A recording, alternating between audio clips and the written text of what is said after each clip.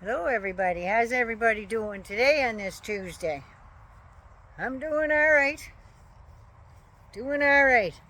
Vivi's not out because there was a little burp of thunder there and she's hiding with her blanket inside. She doesn't want to come out.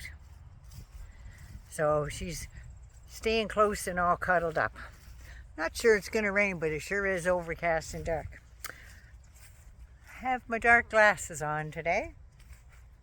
I went to the doctor, and apparently when I had my little episode at 2 in the morning, Sunday morning, there was a bleed of some sort behind my eye.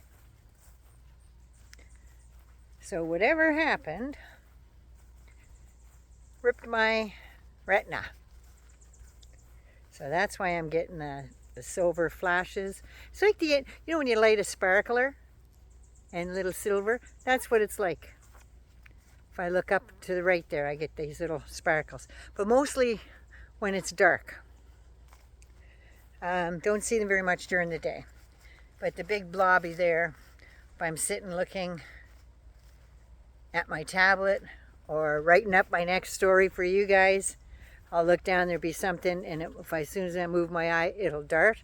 So I feel it's like there's a mouse or something there. It feels like it's big, but that's some big giant floaties in my eye.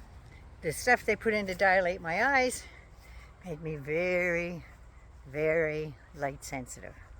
So I have to wear my glasses for a couple of hours. Small problem, big world. If that's the worst that happens today, it's good.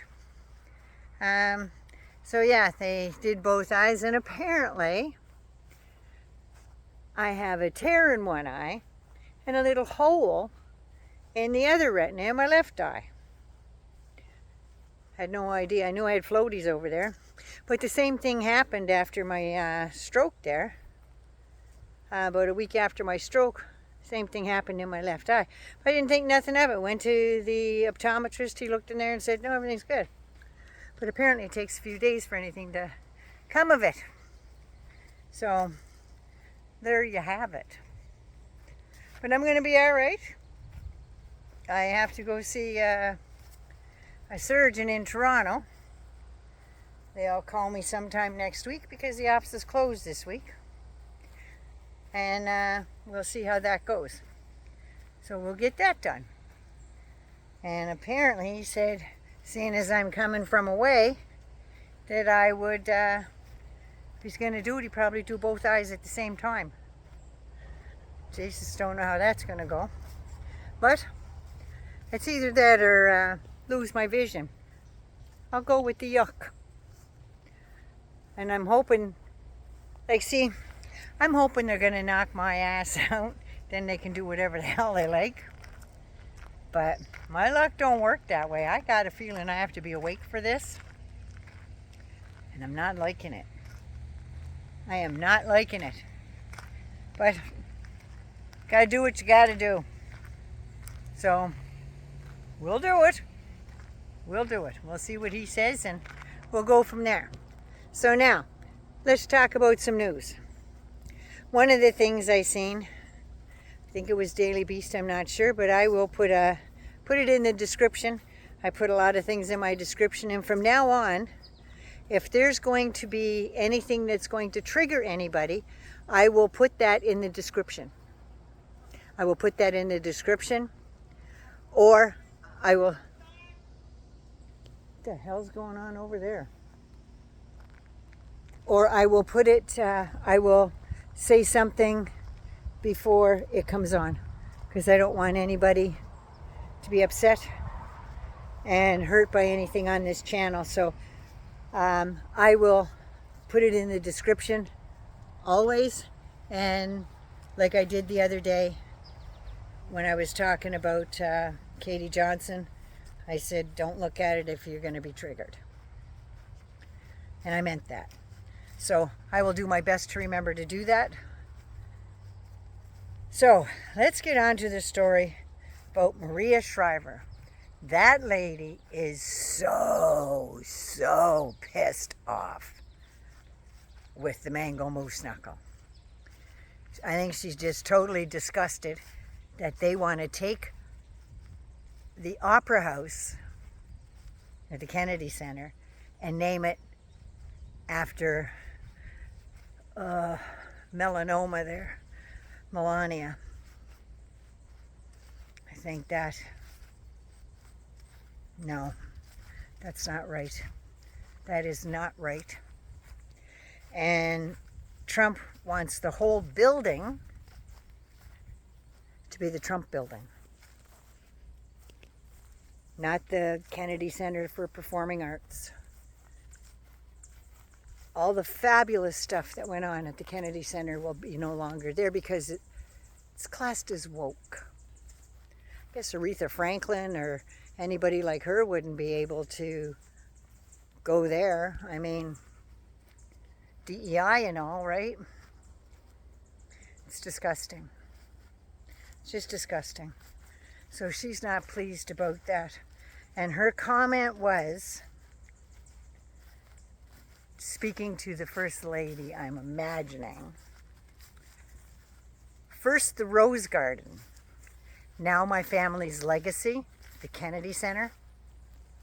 She said, what's next?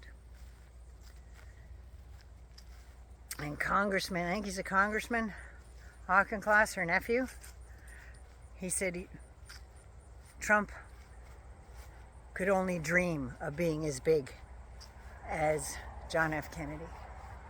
No matter how hard he tries, he will never be that big. And he's got a point. He's a very small, petty man. And the Kennedys aren't like that. Well, most of them aren't. And Maria Shriver actually said that she was proud of her niece, when, or her cousin Caroline, called RFK Jr. a predator. She said she was proud of him because of all his dalliances over the years. And maybe you should have a closer look and see if he's in the book. You know, he used to be a Democrat, so I guess that's fair game, right? Like I said in one of my other pieces, you can bet that anybody they're looking at will not be a registered Republican.